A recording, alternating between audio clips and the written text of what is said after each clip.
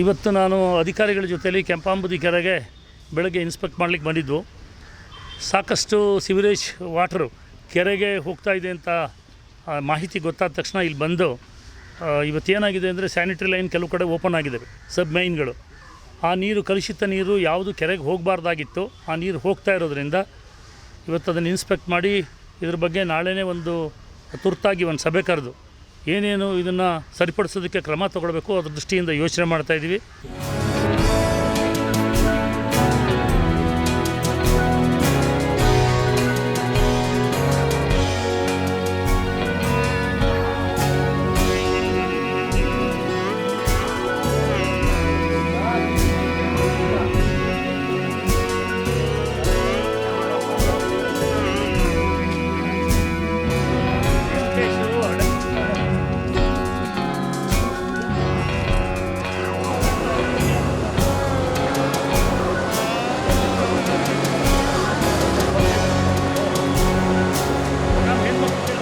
Security ದೃಷ್ಟಿಯಿಂದನೂ ಕೂಡ ಅದನ್ನು improve ಮಾಡಲಿಕ್ಕೆ ಏನು ಮಾಡಬೇಕು ಇದ್ರ ಬಗ್ಗೆನೂ ಕೂಡ ಯೋಚನೆ ಮಾಡಾಗಿದೆ. ಯಾಕಂದರೆ ಸಾಕಷ್ಟು ಜನ ಇಲ್ಲಿ ಈ ಲೈಟ್ಗಳನ್ನೆಲ್ಲ ಒಡೆದಾಕಿರ್ತಕ್ಕಂಥದ್ದು, ಕೆಲವು ಅನೈತಿಕ ಚಟುವಟಿಕೆ ರಾತ್ರಿ ನಡೀತಾ ಇದೆ ಅಂತಕ್ಕಂಥ ಮಾಹಿತಿ ಬಂದಿದೆ. ಇದಕ್ಕೆಲ್ಲ ಏನೇನು ಕ್ರಮ ತಗೋಬೇಕು ಅನ್ನೋದಿದೆ.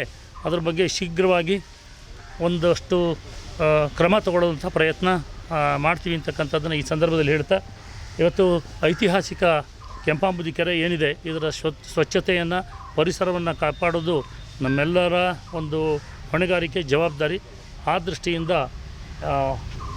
ಇದ್ರ ಮುಂದೆ ಈ ಥರ ಆಗಬಾರ್ದು ಅನ್ನೋದ್ರ ಬಗ್ಗೆ ಅಧಿಕಾರಿಗಳಿಗೆ ಈಗಾಗಲೇ ಸೂಕ್ತ ಮಾಹಿತಿಯನ್ನು, ಸೂಚನೆಯನ್ನು ಕೊಡಲಾಗಿದೆ. ಮುಂದೆ ಏನೇ ಆದ್ರೂ ಕೂಡ ಆ ಸಂಬಂಧಪಟ್ಟ ಅಧಿಕಾರಿಗಳು ಅದಕ್ಕೆ ಹೊಣೆಗಾರರಾಗಬೇಕಾಗತ್ತೆ. ಆ ದೃಷ್ಟಿಯಿಂದ ಇದನ್ನೆಲ್ಲವನ್ನು ಕೂಡ ನಾಳೆಯಿಂದನೇ ಇದ್ರ ಬಗ್ಗೆ ಎಲ್ಲ ಕ್ಲೀನಿಂಗು ಆ್ಯಕ್ಟಿವಿಟಿ ಎಲ್ಲ ಪ್ರಾರಂಭ ಮಾಡ್ತೀವಿ ಅಂತಕ್ಕಂಥದ್ದನ್ನು ಭರವಸೆ ಕೊಟ್ಟಿದ್ದಾರೆ.